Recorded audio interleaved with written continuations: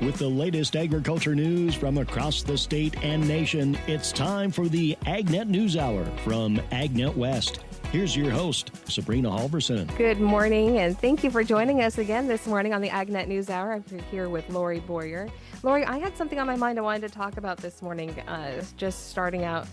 And it was something that you had brought to mind a couple of days ago, but we were talking about Cal/OSHA and autonomous vehicles on the farm. And first off, the whole idea of this, I just find so interesting because we're just, moving into the future, the idea of autonomous vehicles anyway. And then using them around the farm. And of course, especially here in California, that's going to come with a state agency that wants to regulate it. Yeah, and I had done a search of this as well. And this is actually not a brand new topic. This has been talked about since, from what I could tell, about 2022. Just like I said, brief little inspection or brief little survey here on how long this has been issued. So it has been talked about for at least 2 years. And the question is, how shall Cal/OSHA monitor, or should they have authority over this? Like, what does this look like for them? What are the ramifications of farms and operators using autonomous equipment on their farm and ranch? And what does that mean for safety? What does that mean for liability? That whole thing that goes along with this. Now, this, from what I can tell, has not actually been figured out. These discussions continue. There's comments that continue to come into Cal/OSHA. This surrounds employees who actually work on these as well for repair, or maybe they're picking these up, different things like that. So it is really interesting. The whole conversation about autonomy, to me, is interesting, not only in terms of tractors and cars that drive themselves, but now there's testing on actual trucks and haulers that are going down to highways, these major highways, including Colorado, that have no driver. And so not only that, but the safety of people around. So maybe on an operation, workers aren't dealing directly with it, but they're doing their thing. And the next thing you know, here comes an autonomous tractor barreling at them. What does that mean? So there's a lot of questions. And I think a lot of questions on behalf of Cal/OSHA on what their authority is over this. I know. And I have so many questions as well, but it makes sense that the Cal/OSHA, which stands for Occupational Safety and Health, and so it makes sense that they would be the government agency overseeing it, because there are safety concerns, I guess, or safety standards with machinery that need to be followed. You want to prevent exposing your employees to moving parts on your autonomous vehicle, or you want to make sure that it's being properly, that somebody is properly guarding the machinery as it heads down. You don't just turn it on and let it go take off. There is a human who guards it along, or guides it. I guess I want to say guides it along. You want to also make sure that if there are accidents, you have the correct ways to record that accident, and to make sure that protocols, first off, to set up protocols, but then to make sure that those are followed as well. And I can only imagine there's got to be some risk. I think that having these autonomous vehicles and machinery in a lot of ways are going to make farming even safer. But there will still be some risk involved, because there just is. Anytime you're talking about heavy machinery, there's going to be some type of safety risk. No matter what we do, no matter how careful we are, there is a risk. And so it makes sense to have some type of oversight, doesn't it? It does. It does. And I haven't done this interview, but I have it booked, in talking to an expert, a university expert, about societal concerns with using autonomy. Particularly, this interview will focus on agriculture, but people concerned about using autonomy in agriculture and what all that means. I don't have any details, obviously, because I haven't done the article, but there is a societal interest in what we're doing on farms in general. But now this comes into play. And as a matter of fact, I read an article here not too long ago about some of these larger companies, these larger tractors, that there's even concern in the Midwest right now on just having so many out there, and the dangers, the potential dangers that could happen of using these tractors out here in these big tractors in these big fields. What is the dangers of that? So there's some other concerns out there. Cal/OSHA is not the only agency, not the only ones that are monitoring this. And also I think about, if I'm a Cal/OSHA employee or manager, you got to have someone with the knowledge and the background to be able to even begin to write these protocols for this. Right. Right. It's so interesting. You brought up other concerns as well. And just as a human who drives on highways, I don't like the idea of a truck driving itself, especially a heavy truck, driving itself filled with any product, agricultural or otherwise. I don't care. I mean, I think humans can also be problematic, but I feel safer with a human behind the wheel and not some type of, autonomous truck just heading down the road. And in the end, who has access to all the autonomy software and things like that?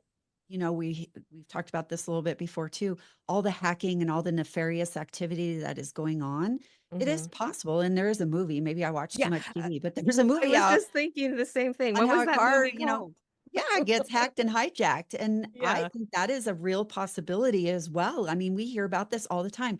Major safety, or they claim their safety organizations, entities, banks, financial institutions are getting hacked all the time. Yeah. So, right. What's the safety for making sure that all of our autonomous trucks all over our highways don't get hacked? And there's probably an answer to that we don't know. But still, it's something that I think about when we have these types of discussions. Yeah, me too. Absolutely. I think it's a fair argument that that is a potential. Yeah. Now, I do think that automating as much as you can, especially with a lot of our specialty crops, those have been difficult to automate because when we're talking about like tender fruits, like tomatoes, it's hard to automate like tomato picking, but it's being done. And I think that that has been extremely beneficial, especially when we look at how difficult it can be sometimes to get ag labor. We've mentioned it again, something else we've mentioned on the show before, but having years when I have seen fruit rotting in the fields because there simply were not workers to pick the fruit. Uh, so having automation like that, where we can have, machines that come in and take care of that to help fill in these holes in our labor, that's fantastic. I think that is a great idea. And all of that technology that we're getting that can do that now. To me, I'm fascinated by it, and I think it's the answer to a lot of problems. But yeah, there does need to be safety oversight on it. As difficult as it can be sometimes to work with the government, there does need to be some oversight. Yeah, I think so. Yeah. All right, we're going to take a quick break here. When we come back, we will continue this conversation and we're going to chat a little bit about a famous ghost, we'll say, in California. We'll be right back. Welcome back to the AgNet News Hour. Chatting here with co-host Lorrie Boyer. And, you brought up a topic. We were talking off mic before the show, and you mentioned the Ghost Lake. So let's talk about that a little bit. We like talking about things that interest us. So I hope that things are interesting to other people as well, because I find this topic just as interesting. That over a decade ago, Tulare Lake was here, connected Right. communities. Back, there were Indian tribes that really relied on this. This was a huge lake, huge, huge lake. And then over the course of the years, it has been dried up, some of it on purpose, some of it because of weather, some of it because of land acquisitions and turning it into farming. And a lot, from what I understand, a lot of the dried up portion of this lake was turned into pretty large farms in the area. Mm-hmm. And so it went away. It dried up. And now with all the weather events that we've been getting in California, and all these stream events and just kind of awkward weather patterns, it's starting to come back to life. So this ghost lake, as they call it, is starting to come back, and it's causing a lot of problems, especially for farmers in the area. And then as we talk about these issues, a lot of ramifications for that, not only the loss of farmland, but these are private property areas. What do you do when you own property that you're trying to use, and then all of a sudden it turns into a lake? What does that mean? Right. Right. So in 2023, so last year during our flooding season, tens of thousands of acres of farmland were submerged, which disrupted planting and harvesting for the crops in the areas. That includes almonds, tomatoes, cottons, things like that. And the farmers there faced billions of dollars in losses due to their crops just being destroyed. Also, it damaged a lot of infrastructure in the area as well. There was problems with homes, roads, irrigation systems. A lot of things suffered a lot of severe damage because of that flood last year. And it's interesting, as you noted, it's interesting to see just through the course of time how this lake now is starting to reappear. Now, we haven't had that kind of significant flooding again yet this year, but who's to say that, because we are heading really into the stronger, more rainy season. So who's to say that we're not going to get more flooding and see problems like that arising again from this lake area? It's also, California and water problems are pretty much hand in hand at this point, but it just brings back into the forefront, I think, questions about our water management and how can we do this better? We're not managing floodwater very effectively in a lot of cases. I mean, I don't know what we could have done with this ghost lake in the Tulare Basin anyway, but we need to be looking at that so that we don't continue to lose farmland from it. Yeah, and as you mentioned with the rain, but also what's contributing to its fill is the excessive amount of snow in the state. Yeah, And that snow melt is really adding to the fill of this. And just to give you an idea of how big this is, it's more than 100 miles, or was, I should say, more than right. 100 miles. Right. And that was 100 miles of ag land pretty much. That was, I mean, there was a lot of township area as well, but yeah, and it's just a significant problem. And like you were saying with the snow melt as well, again, we haven't had that kind of snow yet, but I mean, with the way that the climate is changing, we are starting to get some more extreme weather patterns. And I think that that means we could see this ghost lake coming back and making an appearance more frequently this year, next year, who knows? But I think that it's going to become something that's reoccurring. Yeah, here's another little tidbit I just saw too.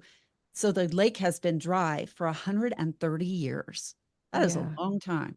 that is a long time. 130 years. And then so much was built on top of it and through it and around it. And then to have it come back and reclaim its space, that's an issue. And what does this mean for insurance? I wonder Right. how that works. Right. Right. I really don't know. I mean, do you even have flood insurance in that area? I don't know. Yeah, I Yeah. don't know the answer to that either, but and who would think after 130 years that you would need flood insurance? But if you are farming out in a former Lake Depression area, it would make It sense. would make sense. We are going to take another break. This is the AgNet News Hour. I'm Sabrina Halvorson. She is Lorrie Boyer, and we will be right back. This segment is brought to you by Live Earth Products. To get to know a little more about Live Earth Products, we're talking on the phone today with Vice President Russell Taylor. How does the use of humates contribute to water conservation and improved nutrient efficiency in farming systems?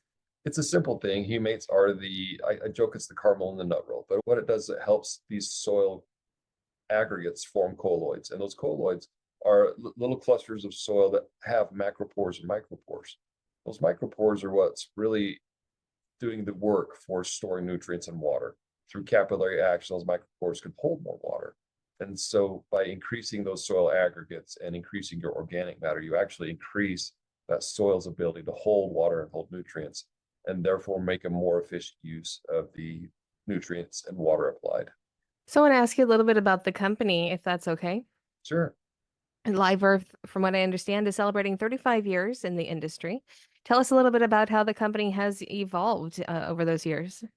Yeah, so it's interesting. 35 years ago, when we were promoting humates to do some of these things, such as nutrient use efficiency, at the time, fertilizers were very inexpensive, and so these regenerative agriculture and soil building ideas were fairly nascent. They weren't embraced by mainstream agriculture and mostly encouraged by hippies and some of these environmentalists. So it's really changed in the last 35 years, where nutrient use efficiency has become a big deal. And all of a sudden, these ideas that we were talking about the 80s that weren't very mainstream are quite in the main now. And I joke that we were cool long before we were cool. We just didn't know it.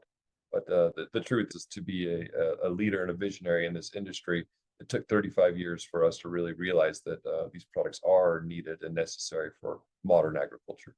To get to know more about Live Earth products, you can visit them online at liveearth.com. That is spelled LIVEARTH.com.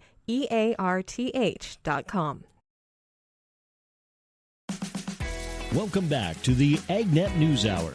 Here's Lorrie Boyer.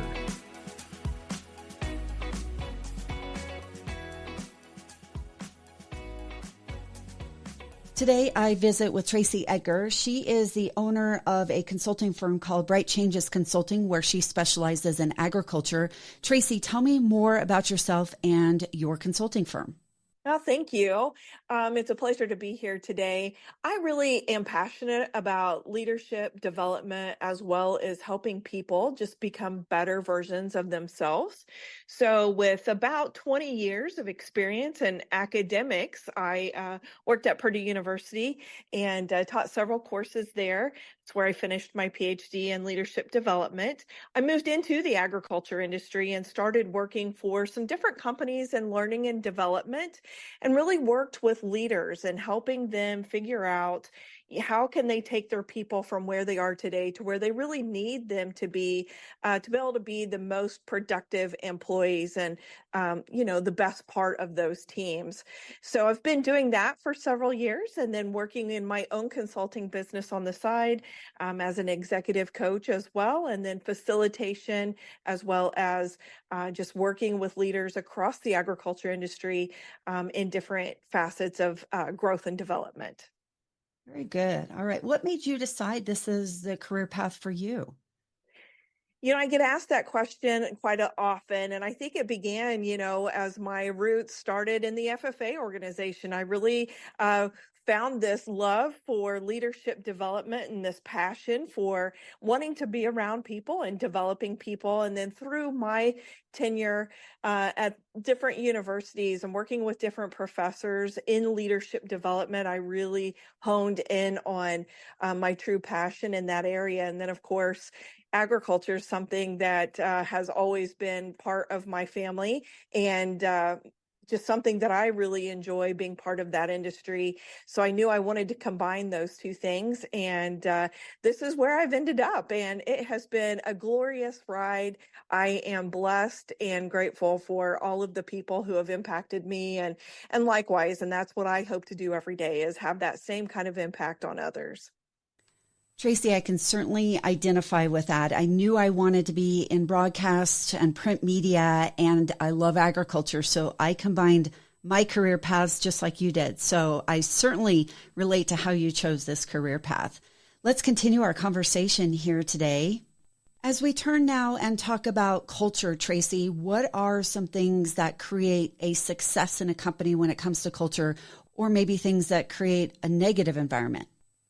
I love the concept of culture because undoubtedly it starts with that true shared belief and those values. And as I told you earlier, how much I really appreciate people development. That's the core of how people show up every day to work. And having some inside ag industry kind of experience, I've worked very diligently in helping to develop culture at a couple of different organizations. And what I really do believe is that the culture is really the personality of that organization.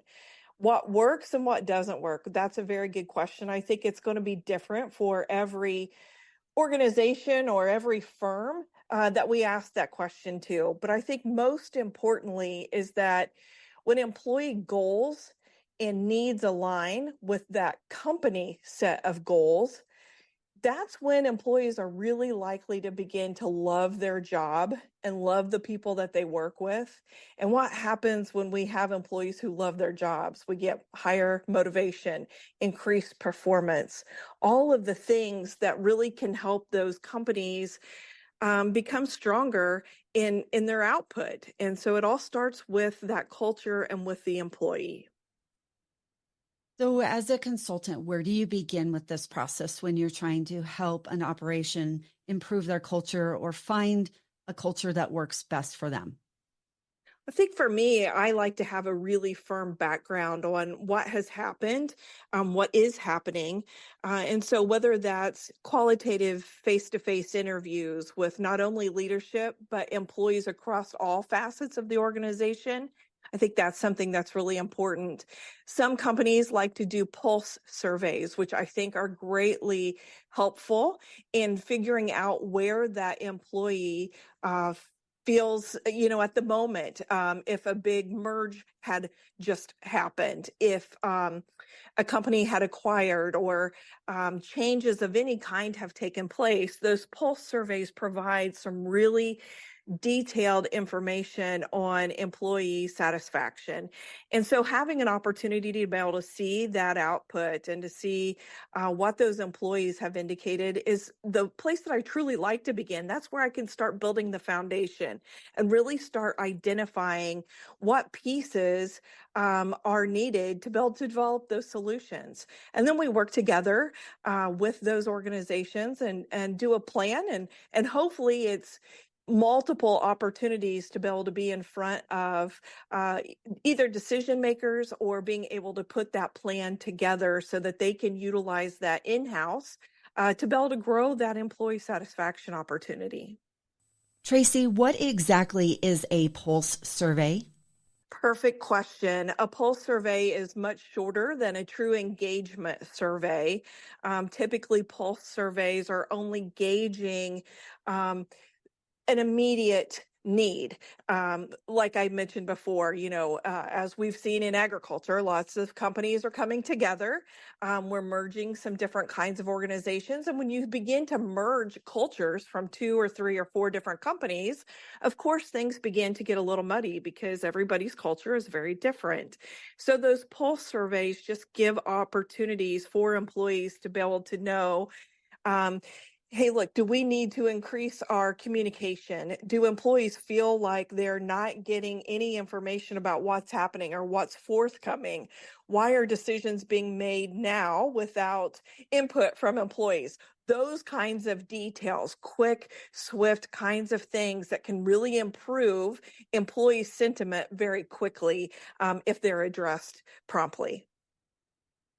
Say you identify a business, they need help. They're having a negative culture, I guess, if you will, for whatever the reason may be.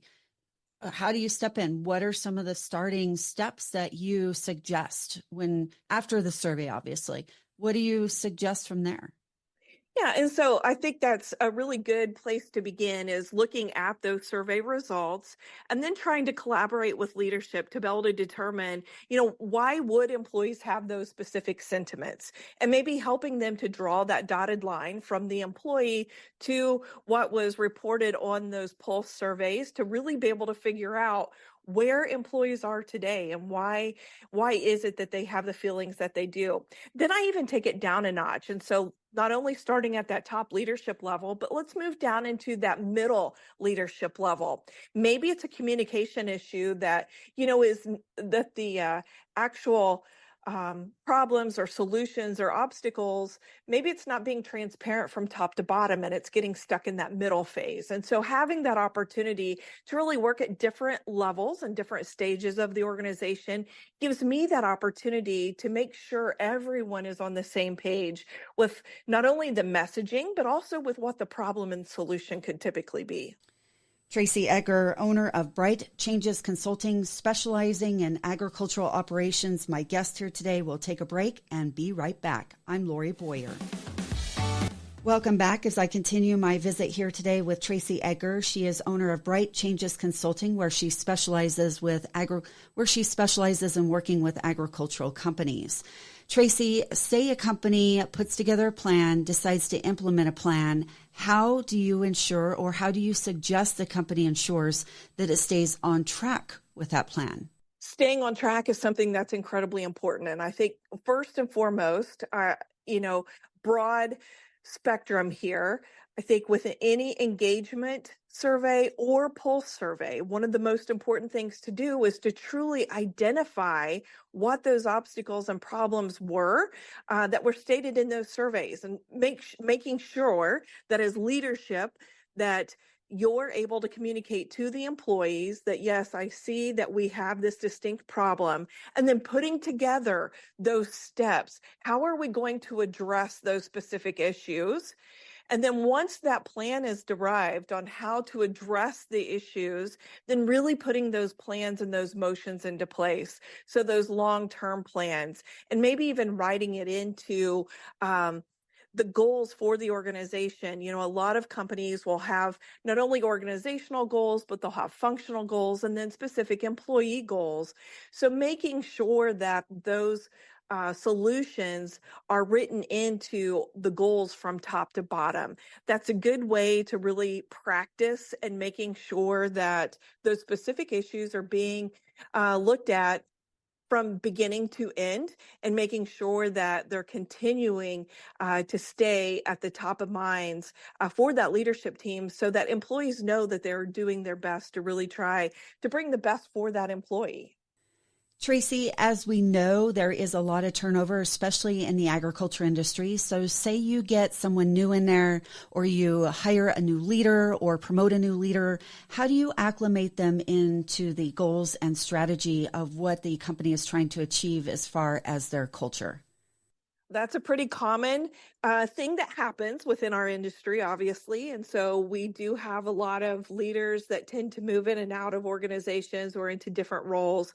And in that specific instance, I think that's when that one-on-one coaching really becomes very useful, utilizing me as a resource to be able to know what information has been gathered previously, what the plan was, and then moving forward, does this new leader have a specific plan in mind, or maybe they want to continue on the same path? Sometimes they want to ditch the plan and start something new. And I think it's okay as long as the specific problem, the specific obstacle is being addressed. Different plans can change. Company goals change all of the time. And how we derive at those specific situations and goals really is oftentimes, month to month or quarter to quarter. And knowing that things change, it's okay to make that, as long as there is a plan to be able to see the end point. Tracy, what else would you like to mention here today? I appreciate it so much. And like I said, culture is so important to me. The one thing I think I would leave on is that just reminding our industry that a strong culture means people are the priority. It's not always the output or the revenue that particular organization generates. And when we can increase engagement of our employees, there's going to be better business outcomes. Even a recent Gallup employee engagement tracking survey showed that only 33% of our employees in the United States are actively engaged with their job. So what does that mean? That means we have a lot of work to do to be able to ensure that our employees are truly feeling like they are the priority. Tracy Edgar, owner of Bright Changes Consulting. You can find her on LinkedIn. I'm Lorrie Boyer, and we're back with Sabrina Halvorson right after this.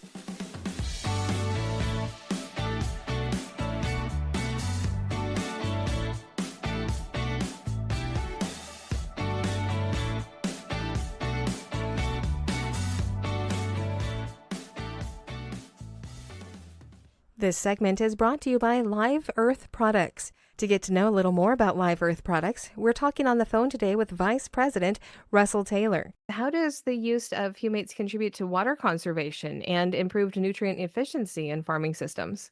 It's a simple thing. Humates are I joke it's the caramel in the nut roll, but what it does, it helps these soil aggregates form colloids. And those colloids are little clusters of soil that have macropores and micropores. Those micropores are what's really doing the work for storing nutrients and water. Through capillary action, those micropores can hold more water. And so by increasing those soil aggregates and increasing your organic matter, you actually increase that soil's ability to hold water and hold nutrients, and therefore make a more efficient use of the nutrients and water applied. So I want to ask you a little bit about the company, if that's okay. Sure. Live Earth, from what I understand, is celebrating 35 years in the industry. Tell us a little bit about how the company has evolved over those years. Yeah, so it's interesting. 35 years ago, when we were promoting humates to do some of these things, such as nutrient use efficiency, at the time, fertilizers were very inexpensive. And so these regenerative agriculture and soil building ideas were fairly nascent. They weren't embraced by mainstream agriculture and mostly encouraged by hippies and some of these environmentalists. So it's really changed in the last 35 years where nutrient use efficiency has become a big deal. And all of a sudden, these ideas that we were talking about the 80s that weren't very mainstream are quite in the main now. And I joke that we were cool long before we were cool. We just didn't know it. But the truth is, to be a leader and a visionary in this industry, it took 35 years for us to really realize that these products are needed and necessary for modern agriculture. To get to know more about Live Earth products, you can visit them online at liveearth.com. That is spelled LIVEARTH.com. Welcome back to the AgNet News Hour. Here's Sabrina Halvorson. It's time for the Almond Update, brought to you by the Almond Board of California. You can find them online at almonds.com. For the Almond Update this week, I'm talking with Emily Fleshman, the Vice President for Global Market Development with the Almond Board. I caught up with her at the recent Almond Conference. So we are at the Almond Conference this week, and you just presented this morning, or you were one of the presenters this morning talking about global marketing efforts. For our listeners who couldn't be here, tell us what they missed. Oh, they missed a great session. We brought in all the regional managers from across the globe to really showcase what we're doing to continue to push volume and a lot of the changes happening in the markets. So we talked through how the Deloitte study influenced our markets that we actually have in our portfolio. India now being the largest growth market that we're focused on, and what we're doing in the U.S. and Germany as well. We also walked through a bunch of the advertising that we're showing. So it includes Deon Sanders and the Own Your Prime campaign, and then things we're doing with social media influencers in India. I really enjoyed seeing some of the ads that are up and coming or that currently running. And, unfortunately, we can't show video through the radio, but the Deon Sanders was really neat, and the ads from India were really neat. What kind of effort goes into that, and especially getting names like Deon Sanders? It is a lot of effort, and we have a great team behind us that have been through negotiating contracts like that guide us through the process. But we've been with Deon now for 2 years, and he has been an incredible partner. I've never actually seen a celebrity come do an ad shoot and get it in 2 takes, and he knows he has it. That also reduces the cost on our end, so we love that even more. But yeah, we're looking forward to seeing what comes from Deon next. Wow. Okay. So that is impressive to get it on 2 takes, especially somebody was a football player, not necessarily an actor or a movie star. That's some real talent. Hey, that was a good catch. Yeah, it really was. I was talking with somebody backstage about how his ability to read plays quickly actually might be parallel to his ability to navigate scripts. But whatever, I'm just happy he's so good at it. So having a name that is very recognizable like that here in the U.S., and then obviously you're using other people in other countries, that kind of recognition connected to the product, obviously almonds, what does that mean? Well, for us, it helps break through the clutter. So in the space of marketing, whenever you're going to kind of partner with somebody like this, we call it borrowed equity, right? You're using their likeness and their fans to help bring attention to your product. And the trick is trying to do it in a way where you still get attention. And so I think we've done a beautiful job of really seamlessly working in the exercise recovery message with Deon and the identity of almonds. And he loves almonds, so it works so well. And as we're working with Anya Pandey and Riksha Pant in India, they've done an amazing job as well with their social media posts that actually are going live right now.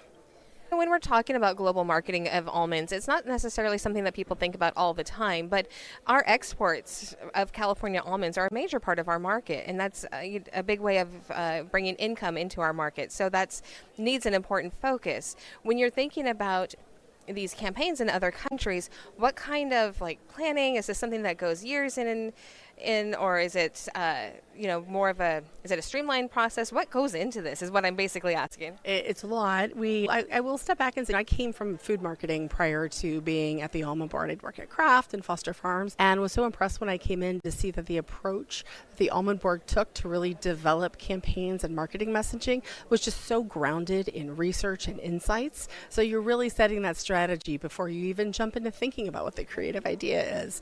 And we've just continued that. But usually for us, we get the GMDC, which is the Global Market Development Committee, very involved. So they're on all the task forces as we develop new campaigns. They're part of our strategy setting every year in each market. And our planning cycle generally takes about 6 months every year.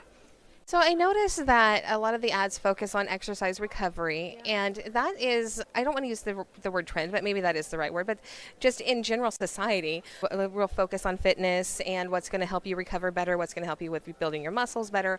Almonds, of course, fit right into that. So in planning the marketing globally, is that something you watch as what consumer trends are or what people are focusing more on in their individual lives and then find how almonds fit in there? We do. We do a lot of consumer research, whether it's studies that are available publicly or our custom research, to understand what does health mean in a market and understand, is it exercise recovery that's really trending for them? Is it just content related, so maybe protein or fiber? And how can we tap into that to help push volume of almonds? So that's why you'll see in every market across the globe, the actual in that we use, the reason to believe, looks a little different.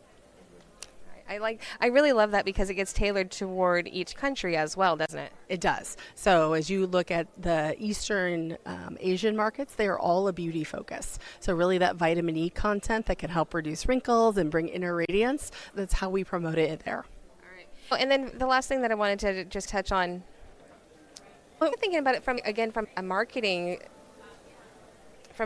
angle too, talking about the almond sustainability and just how good the crop is for sustainability. That is another thing that I have seen in the past for marketing as well. Is that still playing into the marketing message currently? So it is to some extent, and it really varies by market. And I will say one of the things that Deloitte really helped us all get aligned around is while consumers do care about how food is grown and almonds are grown, manufacturers actually care more. And they all have different checklists that they're trying to meet and different corporate objectives for what they want to do in their sustainability story. They're looking for ingredients that meet it.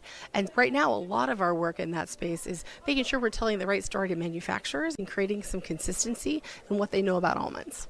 So a lot of it is also know your audience. Always. All right. Thanks so much for your time. That was this week's Almond Update from the Almond Board of California. You can find them online at almonds.com. This is the AgNet News Hour. I'm Sabrina Halvorson, and we will be right back.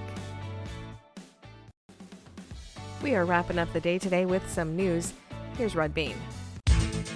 Data visualization. Put another way, how data and information is represented graphically, especially in the context of explaining what certain data points and data sets mean. It is both a scientific discipline and practical application being utilized across different fields, including agriculture, food production, and food security. Data visualization is becoming a more significant tool within the U.S. Department of Agriculture. For a variety of ways, USDA is using data visualizations to describe key findings effectively, helping to make the data more accessible and transparent to an array of new and current data users. I'm Rod Bain. Lance Honig of the National Agricultural Statistics Service joins a panel of experts from within USDA mission areas and us as we look at examples of data visualization in this edition of Agriculture USA.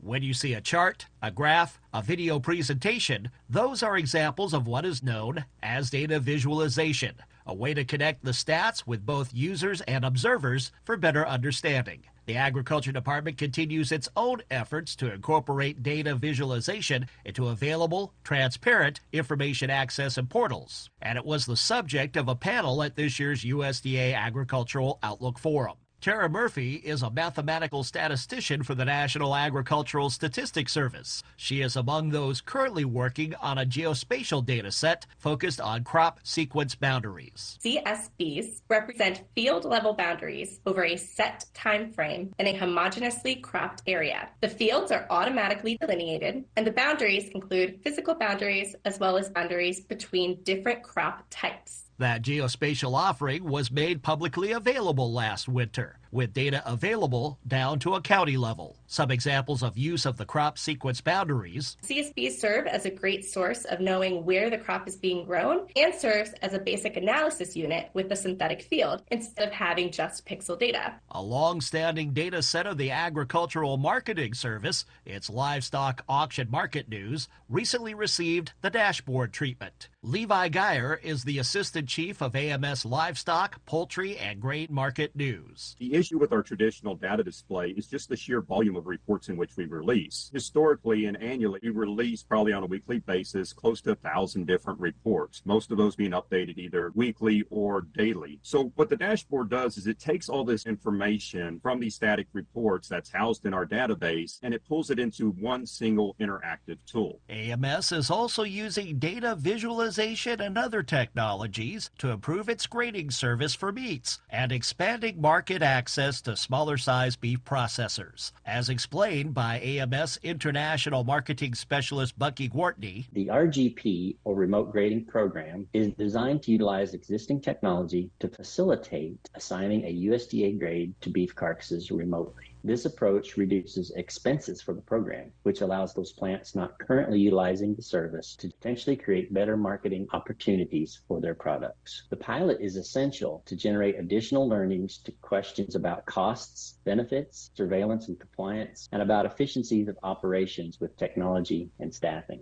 Data visualization is also increasingly utilized in the realm of food security, as studied and addressed in USDA programs and mission areas. Agricultural economist Alana Rohn provided an online tutorial for the Economic Research Service's Food Access Research Atlas. To help understand how many people and communities may be impacted by limited food store access, the Economic Research Service created a mapping tool, and the data within it allows users to investigate access to food stores at the census tract level using different measures of income, distance to stores, vehicle access, and other relevant indicators. And the Food and Nutrition Service is using data visualization and other analytic tools to improve access to data associated with food security and nutrition programs. This is FNS Senior Data Analyst Katya Nakovich. The goal of the Nutrition Education Dashboard is to assess the reach and concentration of nutrition support, provide relevant data for needs assessments, and assist in targeting resources for nutrition security at the county level. This dashboard allows state and local governments, tribal leaders, policymakers, researchers, practitioners, and many more to inform cross-program nutrition technical assistance and support states' nutrition action planning.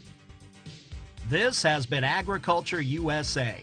I'm Rod Bain reporting for the U.S. Department of Agriculture in Washington, D.C. That's our show for today. I'm Sabrina Halvorson.